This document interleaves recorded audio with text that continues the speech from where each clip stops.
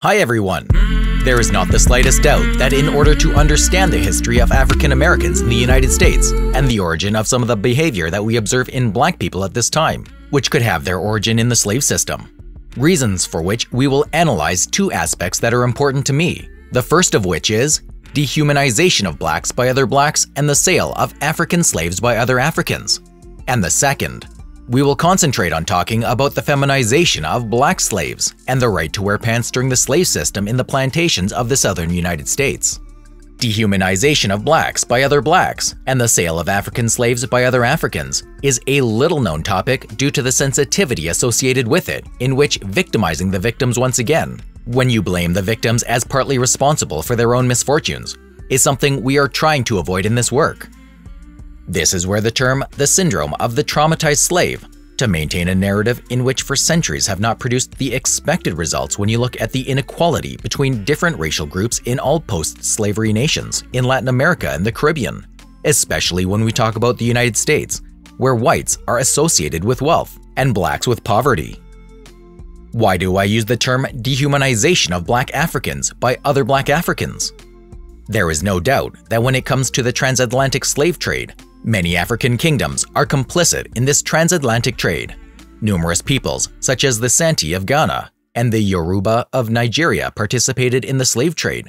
Also ethnic groups such as the Inba, the Embajada de Angola, the Longyagas, and Tanzanians served as intermediaries or itinerant bands that waged wars against other African tribes to capture people and export them.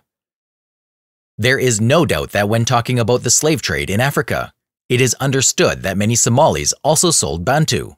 The Cameroonians sacrificed other black slaves in what people call sacrificial rituals.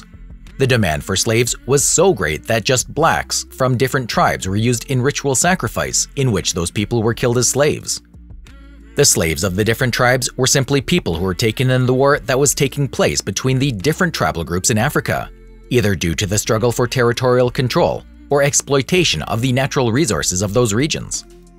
When you analyze the origin of the first slaves, especially the vast majority of the slaves that arrived on the American continent, and you analyze each of the African nations embroiled in the black slave trade, where both Africans and Europeans are seen as responsible for dehumanization of blacks by a different racial group as in the case of Europeans.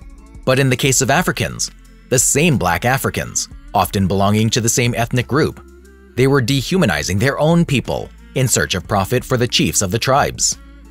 These are historical facts which damage the image of those black African nations who actively acted in the slave trade selling their own people. Historical facts which always presents blacks as the victims by some Western historians, who always blame the white man for all the problems that blacks suffered during slavery in America, trying to hide the shame associated when one black sold another black as a commodity to white European merchants. The African slave trade was one of the practices carried out with slaves obtained in Africa, although the general use of the expression restricts the geographical location sub-Sahara Africa or Black Africa, identifying the subjects of said slave trade as blacks. Despite having such a name, a stereotype that does not actually indicate any scientifically established anthropological category, the identification of their physical features, especially those of dark skin, were the basis of their racial distinction. Some could speak of discrimination, but the historical reality is that being black was not the reason for their slave status. To understand slavery in Africa from a historical point of view, we must know a little about how the distribution, acquisition, sale, and purchase of African black slaves. We must put it within a much broader historical context, because before the colonization of the American territory and the introduction of West African black slaves, understanding the role Arabs played in slave culture in North Africa is extremely important. Slave practices, which, apart from being used with blacks in Africa, was also a practice in which many European whites were sold as slaves. The history of the Arab slave trade is related to the practice of slavery in the Islamic world, mainly in West Asia, South Africa, Northeast Africa, and some places in Europe, such as the Iberian Peninsula, southern Italy during the period of Muslim domination or the Ottoman Empire, and currently in some Muslim countries from the Sahel. The Arab slave trade was concentrated in the Middle East and Northern African slave markets. Later, during the 8th and 9th centuries, at the time of the Islamic Caliphate, Most Muslim slaves were obtained primarily from Slavic peoples, from which the word slave would derive in several languages, from Eastern Europe. Something you must understand: the black slave trade in the Atlantic was not the only slave trade that took place in Africa, although it was the largest in volume and intensity. As Elijah Mbokolo wrote in Le Monde Diplomatique, the African continent was stripped of its human resources by all possible routes.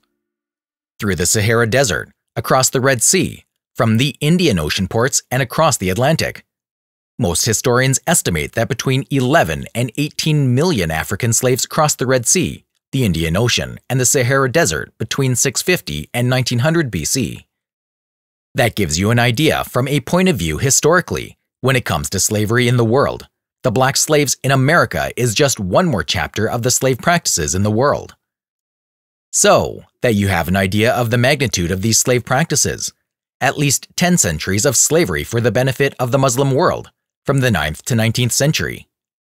4 million slaves exported through the Red Sea, another 4 million through the Swahili ports of the Indian Ocean, approximately 9 million on the route of trans-Saharan caravans, and 11 to 20 million across the Atlantic Ocean. The sale of African slaves by other Africans during the Atlantic slave trade, it was not the origin of the slavery of blacks, but only a chapter when we talk about the history of twin slavery. The Atlantic slave trade reached its height at the end of the 18th century, when the largest number of slaves were captured in expeditions carried out by the interior of West Africa, not by white merchants, but by other blacks. These expeditions to capture black slaves used to be carried out by the African kingdoms against the weaker local tribes. Among these mass enslavers are the Oyo, Yoruba Empire, the Kong Empire, the Kingdom of Benin, the Kingdom of Futa Jalan, the Kingdom of Futa Toro, the Kingdom of Koya, the Kaso Kingdom, the Kabu Kingdom, the Fanti Confederacy, the Ashanti Confederacy, and the Kingdom of Dahomey. Something you should understand: Europeans rarely went inside from Africa for fear of tropical diseases and the African resistance, who want to have a monopoly on the sale of slaves. Many peoples, such as the Ashanti of Ghana and the Yoruba of Nigeria, participated in the slave trade. Groups like the Mbangala of Angola and the Nyamwezi in Tanzanians, who they served as middlemen or roving gangs, waged war against African states to capture people and export them as slaves. Also, Somalis were selling Bantu.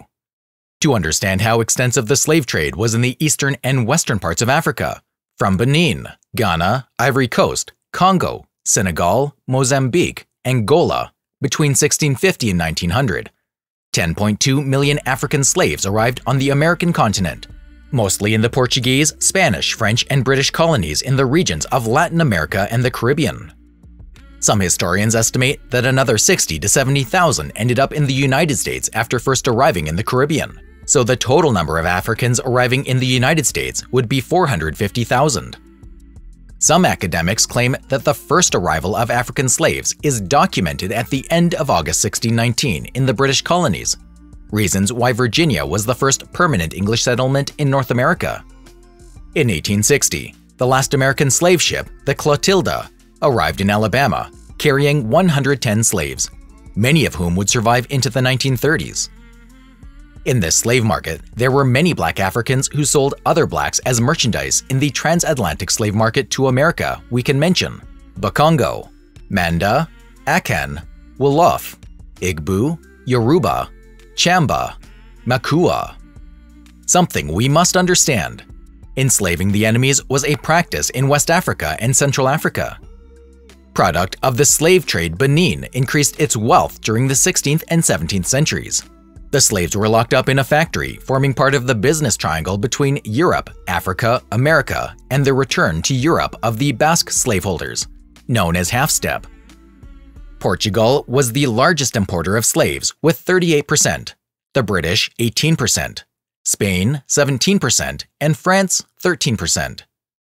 The slaveholders carried out the so-called triangular trade, loaded rum, tobacco, and weapons in Europe, exchanged it for slaves and ivory in Africa, and sold the slaves for profit in America, whence they returned with raw materials and minerals to Europe.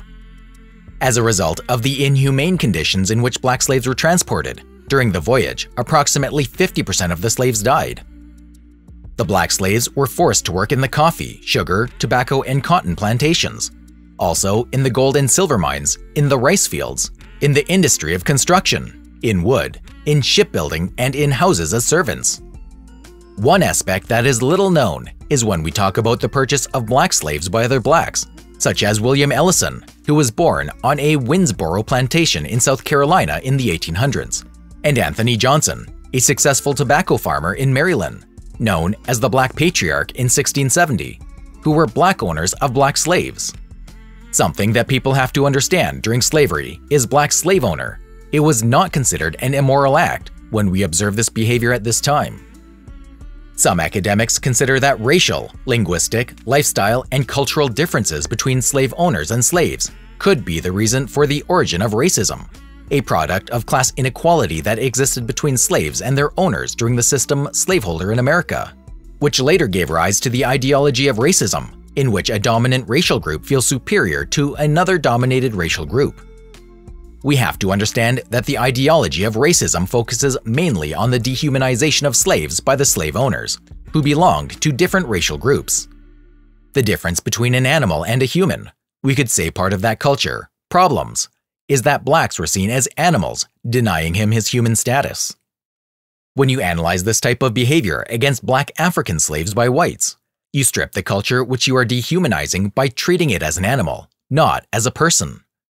One of the great consequences of the dehumanization of black slaves was the loss of ethnic, tribal, or cultural identity and the sense of belonging that was replaced by a racial identity. Identity which was mostly based on skin color, not taking into account the culture, level of intelligence, but also the customs, religious belief system, and traditions of the tribal groups to which they belonged. After 500 years, still, the descendants of African slaves are being dehumanized by not recognizing their cultural ethnic identity and the right to a sense of belonging that nationality offers when replaced by a racial description, just like slave owners did. Let's talk about the cruelest form of dehumanization of a person by another person, which were used by slave owners against black slaves during the slave system as a mechanism of control, submission, obedience, and punishment. When we analyze the different types of punishment for black slaves, the gargalera. It was widely used at the time of slavery. It was a kind of iron collar and served more as a warning of punishment and humiliation, since it was placed on the head and the individual's neck, an indication that he committed an act of rebellion or crime against his love. The trunk. It was one of the cruelest punishments against rebellious slaves, and it consisted of tying the slave with shackles and chains to a straight trunk just over 2 meters high and whipping them. The torture was a spectacle, and the whip split the skin of the back and fractured the legs of the punished. The block, which consisted of a thicker log of wood that the slave wore on his head attached to a long chain tied to his ankle, and served to incapacitate the slave, victim, who could go days without eating. It was used to extract confessions. No one can doubt that in order to maintain a stable master-slave relationship, the former required the use of compulsive submission mechanisms, and which also consisted of adopting sadistic behavior to morally justify that one human being belonged to another. To understand the genesis of many of the emotional, psychological, and social problems that are part of blacks in the United States as a result of the brutality suffered during the slave system, we must seek an answer to the following question. What is the origin of mental slavery in the descendants of black slaves in the United States? Speaking of the Emancipation Proclamation for black slaves in the United States, something you need to understand. Abraham Lincoln, the Emancipation Protocol, and the victory of the North Civil War 2 years later left 1863 as the marker of the end of all slavery in the United States. Abraham Lincoln emancipated the slaves, but he did not free the minds of slaves and slave owners regarding the attitudes of slaves of the time. The blacks remained mentally slaves, and the owner of slaves continued to act like slave owners in the way that they treated emancipated slaves. During the Reconstruction process, and later the implementation of Jim Crow laws where racial segregation is an element that is still part of the collective consciousness of blacks today. Something we have to accept is that the dehumanization of Afro-descendants by blacks in America is something that continues to happen right now. Use racial description as a mechanism for recognition of personal identity and sense of belonging at this time is an act of dehumanization of the descendants of African slaves, when they are denied the right to self-identification racial ethnicity, but also culturally compel them to accept a racial identity which does not correspond to their miscegenation, as is the case of the biracial and mulatto population. Racial identity does not define a person's culture. On the contrary, cultural identity defines racial identity because race is a social construction, a race which is part of the culture of a group. When you value people based on skin color or racial classification without them knowing it, you are dehumanizing that person by denying their humanity as a person, such an individual, who deserves to be valued as a human being like you. When you repeat the same discriminatory and inhuman behavior of the slave owners who gave them that designation as black, which is associated with the slave system, in which they were seen as property and not as a person, you are dehumanizing that person also. Perhaps that is why, at this moment, you see blacks dehumanizing other blacks, but also themselves, because they have not learned to see people for what they are, as a person or individual, just the color of their skin. Dehumanizing behavior that erases everything it means to be a human being, where we only see people as objects, where the color of that object is what gives it value, in which intelligence, attitudes, talent, education, and qualities as an individual are not taken into account. A black who is seen as less than human, who does not deserve the recognition of those qualities and characteristics that identify each of them as a different being. Right now, many blacks of the America dehumanizes other blacks as a result of a system of slavery that is part of the collective consciousness of some blacks that controls behavior, the thought and personal value that blacks have of themselves in the United States. I have always believed that the dehumanization of blacks by other blacks, using the sale and possession of slaves by other blacks, is a simplistic way of looking at the problem. This is where to analyze dehumanization, knowing how slave owners treated black slaves, where blacks were considered only as tools of work, not human beings, where the gender of the slave in many cases did not matter. From my point of view, it is another element that we must know, to have a much better idea when we talk about a man dehumanizing another human.